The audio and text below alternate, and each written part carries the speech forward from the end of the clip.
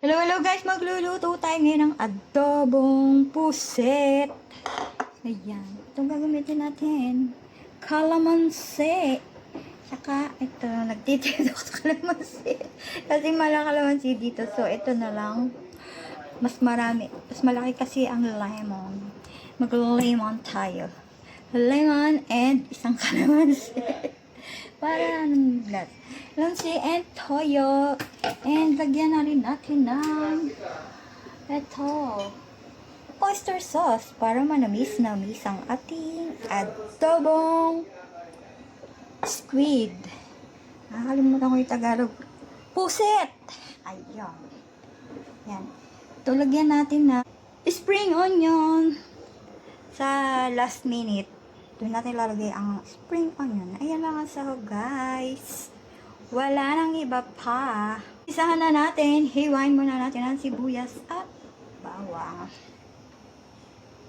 Ito na, guys. Maggisa na tayo ng bawang at sibuyas.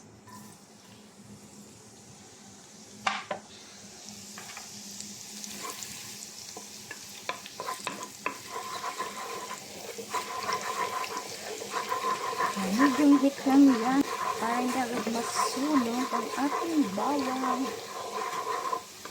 Hintayin natin mag-brown ng konti.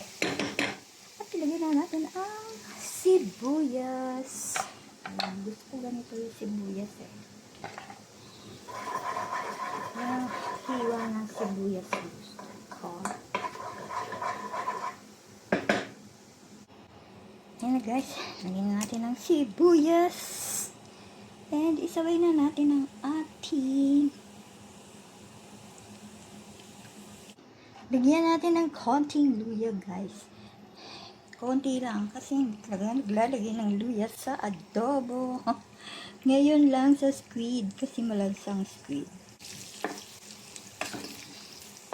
Prito muna natin ng konti yung luya. Ayan. Ito lang natin ng konti ang luya para malinamnam.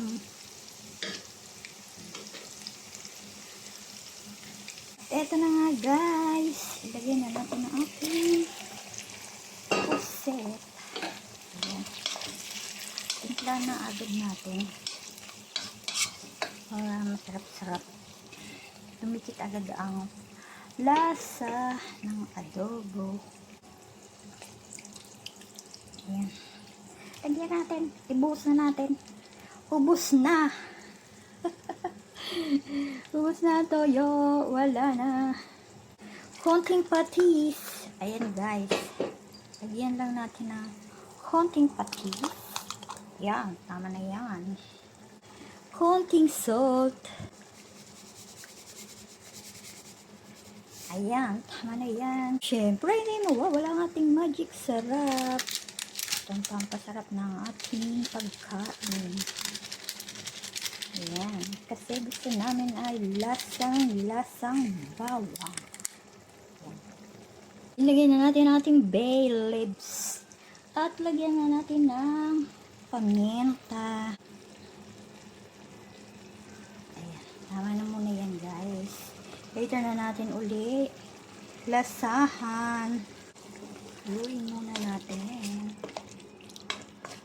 Ayan, kasi half cook lang natin niluto itong ating puset kasi nagiging rubber rice ang ating puset kapag overcook. Hindi siya pwedeng maging overcook. Kapag nag-overcook ay hindi mo na siya manguya kasi super kunat. Ayan, lagyan na natin siya ng konting suka.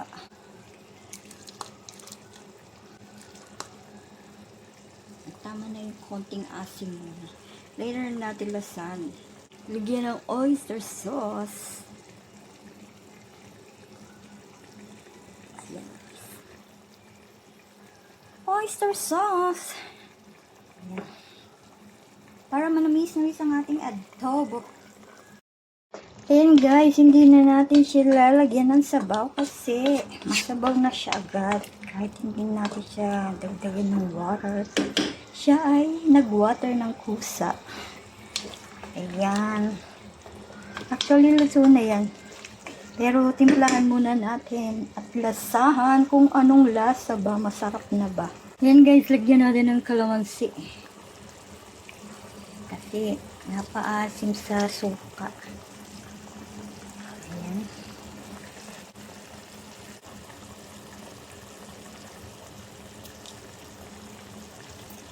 Bigay mabuti para maubos ang katas.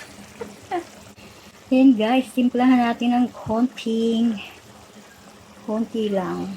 Kasi ayaw ng maasim na adobo. Ay! Ayan na guys, luto na ang ating adobo. Luto na to guys, kain na tayo. Thank you for watching. Lagyan na natin ang ating spring onion. Ayan. Maglagay tayo ng spring onion, guys. Pampalasa. Espesyal. Ayan.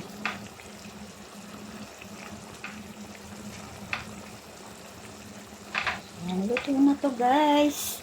Kain na kayo. Let's eat.